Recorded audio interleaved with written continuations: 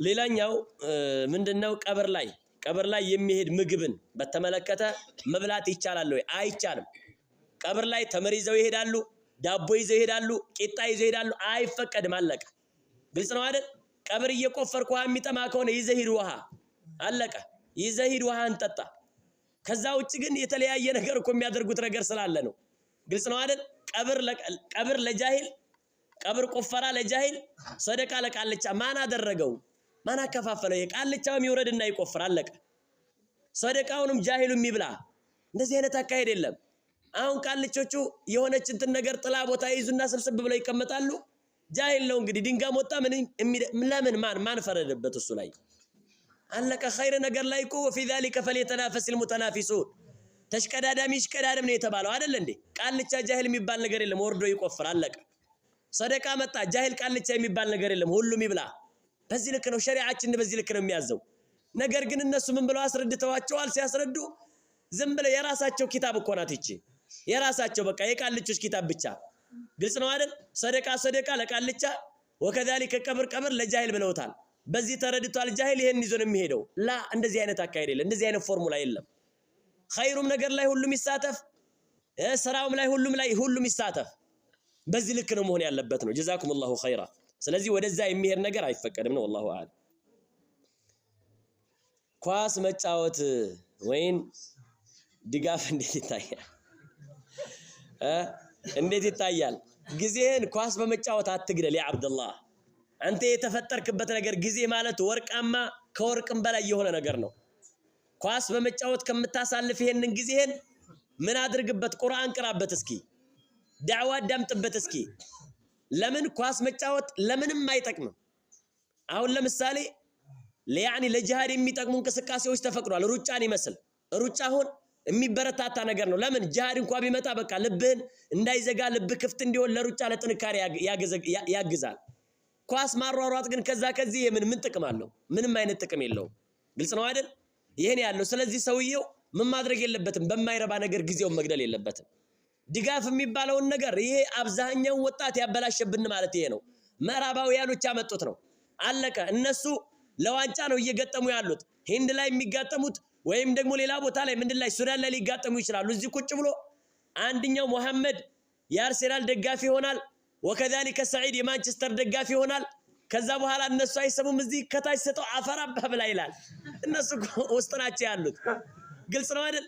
ከዛ በኋላ እሱ የሚደግፈው ሰው ጎል ከገባበት አጣገቡ ያለው መሐመድን ይጀልጠዋል።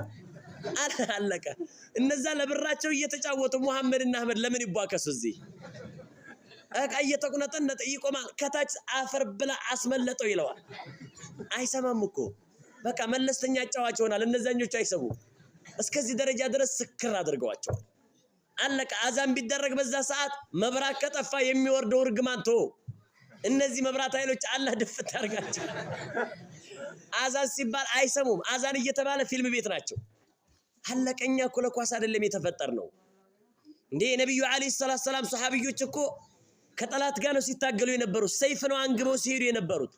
ታዲያ በማይረባ ነገር ለምን ጊዜያችንን እንገላለን? ግልጽ ነው አይደል?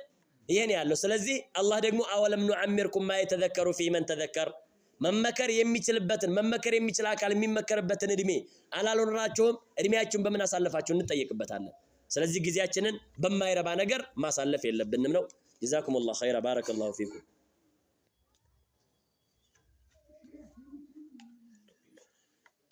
መልሻለሁ። ከሙስሊሞች ጋር መተዳደር አይፈቀድም።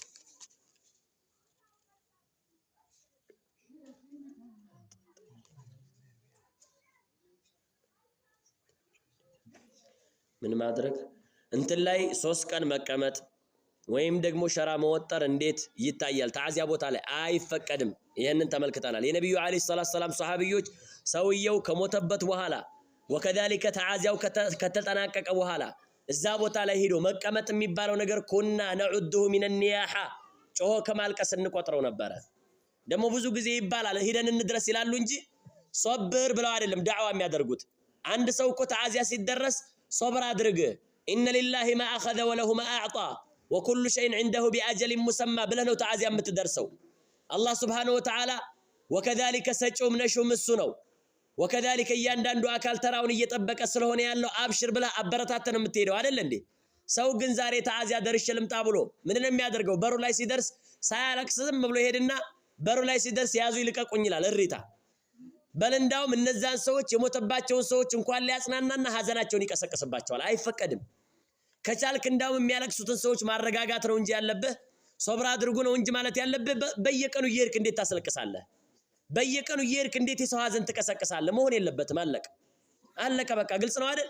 ምንም እንባ የለውም እኮ እንባ የለውም። ሀዛ ወገኔ መከታዬ ይላል። አይፈቀድም። አለቀ። ካለቀስክ ዝም ብለህ አልቅስ በውስጥ እዝነት አይከለከልም። እንባ ሊረግፍ ይችላል። መጮህ ግን አይፈቀድም። ያዙ ይልቀቁኝ እሪ ምን አይፈቀድም። ግልጽ ነው አይደል? ነብዩ አለይሂ ሰላቱ ሰላም አናኢሐቱ ኢዛ ለም ተቱብ እየጮች የምታለቅስ ሴት ምን ካደረገች ማለት ነው ያኒ ወደ አላህ ካልተመለሰችና እንደዚህም ካልተወበተች ነገ የውመል ቂያማ ከእከክ የሆነ ቀሚስ እንድትለበስ ይደረጋል አሉ። እከክ የሚልክ ማለት ነው ደረቅ እከክ። ግልጽ ነው አይደል? ከዛም በኋላ ቀጢራን የሚባል ያኒ አስፋልት ላይ ምን የሚደረገው የሚፈሰሰው ካርታ ይንጠበጠብባታል። ይሄ ለሴት ብቻ አይደለም ወንድንም ይመለከታል። ነብዩ አለይሂ ሰላቱ ወሰላም አልሐሊቀቱ ወሻቃ ግልጽ ነው። በሪአ ረሱላህ ሰለላሁ ዐለይሂ ወሰለም ነብዩ ራሳቸውን አጥርተዋል። ሰው በሚሞትበት ሰዓት ልብሷን የምትቀድ ወከዛሊከ ጸጉሯን የምትላጭ ወከዛሊከ የተለያየ የሐዘን ልብስ የምትለብስ ሴት ከዚች ሴት አላውቃትም አታውቀኝም። ከወንዱም እንደዛው ግልጽ ነው አይደል? ነብዩ አለይሂ ሰላቱ ወሰላም ለይሰ ሚና መን ضرب الخدود وشق الجيوب ودعا بدعوى الجاهليه ኳሌታን የቀደደ ፊትን በጥፊ የተማታ በሚሞትበት ሰዓት መሬት ላይ የሚንደፋደፍ ግልጽ ነው አይደል? ወከዛሊከ እንደዚህም የጨለምተኞችን ጥሪ የሚጣራ ተራራዬ ጋሻዬ መከታዬ መሄድ የለብህም ነበር ሚስጥራችንን ሳንጨርስ እያለ የሚለፈልፍ ከኛ አይደለም ብለዋል ነብዩ አለይሂ ሰላቱ ሰላም። አለቀ። ማልቀስ ካለብህ ለራስህ ነው እንጂ ይሄድና አውቆ በሞተው ሰው አጠገብ አላቀሰልኝ እንዲለው በሞተበት ሰው አጠገብ መለስ እያለ እየጮህ ይሄዳል። ተው አታስመስል ያ አብደላህ። ይሄ እኮ ንፍቅና እኮ ነው። ንፍቅና አለቀ። ለአላህ ብሎ አይደለም።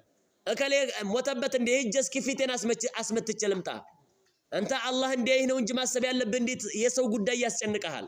ለአላህ ብለህ ከሆነ ሄድከው አላህ አይቶልሃል። አለቀ። በዚህ ልክ ነው እንጂ መሆን ያለበት ያኒ ዱንያ ጋር የተያዙ ከጥቅም ጋር የተያዙ ነገራቶች በዚህ ልክ መሆን የለባቸውም። ስለዚህ ሸሪዓውን በጠበቀ በሆነ መልኩ በዚህ ልክ ነው መጓዝ ያለብን ማለት ነው። ጀዛኩሙላሁ ኸይራ ባረከላሁ ፊኩም። አላህ ሱብሓነሁ ወተዓላ እዚህ ቦታ ላይ እንደሰበሰበን ሁላችንን ጀነተል ፊርደውስ አላህ ይሰብስበን። ባረከላሁ ፊኩም። አላህ በተናገርኩት እናንተም በሰማችሁ ተጠቃሚዎች አላህ ያድርገን።